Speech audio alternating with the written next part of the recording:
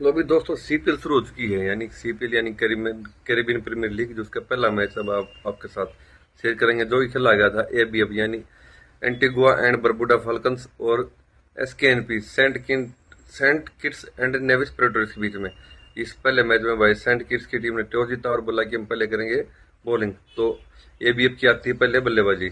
तो भाई एबीएफ की तरफ से ओपनिंग में आते हैं जेवेलिंडर, जो कि युवा बल्लेबाज है, विकेट कीपर बल्लेबाज है, और साथ में आते हैं रकीम कोनवाल, जो कि पहले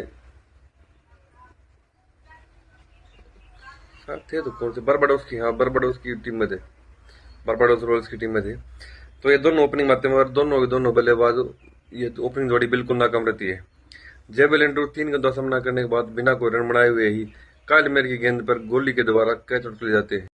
दूसरे ओपनर रकीम कोनवाल 6 गेंदों का सामना करने के बाद 3 रन बना के वो जैसन होल्डर के द्वारा कैच आउट किए जाते हैं फजल फारूक की गेंद पर।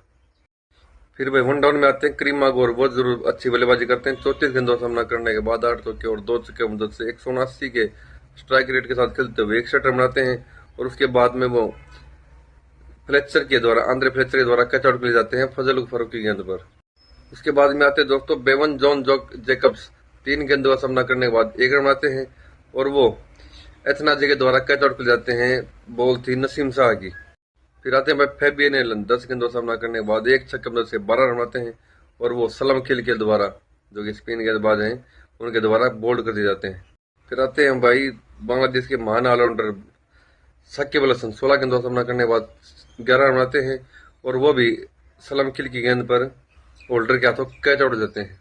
फिर आते हैं कैप्टन साहब इमाद वसीम, 13 गेंदों का सामना करने के बाद 1 छक्के से 11 रन बनाते हैं, और वो होल्डर के द्वारा कैच आउट किए जाते हैं। गेंद थी सलम खिल की। फिर आते हैं भाई ओडियन समीर, 2 गेंदों का सामना करने के बाद बिना कोई रन बनाए हुए ही वो सलम खिल के द्वारा क्लीन बोल्ड कर दिए जाते हैं दोस्तों। फिर आते हैं मोहम्मद गजनफार, 5 गेंदों का सामना करने के बाद 1 रन बनाते हैं, और उसके बाद में वो जैसन होल्डर के द्वारा एलबीडब्ल्यू आउट कर दिए जाते हैं। फिर आते हैं भाई जेड एंसिस, जिन्होंने आखिरी वनडे मैच में पाकिस्तान को बुरी तरह से हरा दिया, 6 विकेट ली थी। 5 गेंदों का सामना करने के बाद 1 रन बनाते हैं, और उसके बाद में वो काइल मेयर के द्वारा कैच आउट हो जाते हैं नसीम शाह की गेंद पर।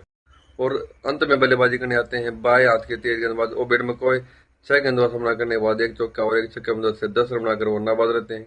तो इस तरह दोस्तों 17.1 ओवर में ही एबीएफ की टीम 121 रन के कुल स्कोर पर ऑल आउट हो जाती है, और एसकेएनपी की टीम के सामने जो टारगेट होता है वो होता है 122 रन का। तो भी 122 रन के लक्ष्य पीछा करते हुए इस पहले मैच को जीतने के लिए सेंट किट्स की तरफ से ओपनिंग आते हैं एमी लुइस और आंद्रे फ्लेचर, जो कि विकेट कीपर बल्लेबाज। एमी लुइस 13 गेंदों का सामना करने के बाद 4 चौके और 1 छक्के मदद से 25 रन बनाते हैं, और उसके बाद में वो साकिब अल हसन के द्वारा कैच आउट जाते हैं ओबेड मकोय की गेंद पर। आंद्रे फ्लेचर 26 गेंदों का सामना करने के बाद 1 छक्के की मदद से 19 रन बनाते हैं, और उसके बाद में वो मोहम्मद अल्लाह गजनफार के द्वारा उनको बोल्ड कर दिया जाता है। फिर आते हैं भाई काले मेर, 8 गेंदों का सामना करने के बाद 2 चौके और 1 छक्के मदद से 15 रन बनाते हैं, और उसके बाद में रकीम कोनवाल की एक बहुत ही अच्छी गेंद के ऊपर बोल्ड हो जाते हैं। फिर आते हैं भाई रायली रूसो, 2 गेंदों का सामना करने के बाद बिना कोई रन बनाए हुए वो भी कोनवाल की गेंद पर बोल्ड हो जाते हैं। उसके बाद में बैटिंग करने के लिए आते हैं एथनाज, 28 गेंदों का सामना करने के बाद 3 चौके और 2 छक्के मदद से 37 रन बनाते हैं और नॉट आउट रहते हैं, और उनके साथ नॉट आउट रहते हैं कैप्टन जैसन होल्डर। 14 गेंदों का सामना करने के बाद 1 चौका और 1 छक्के मदद से 18 रन बनाते हैं।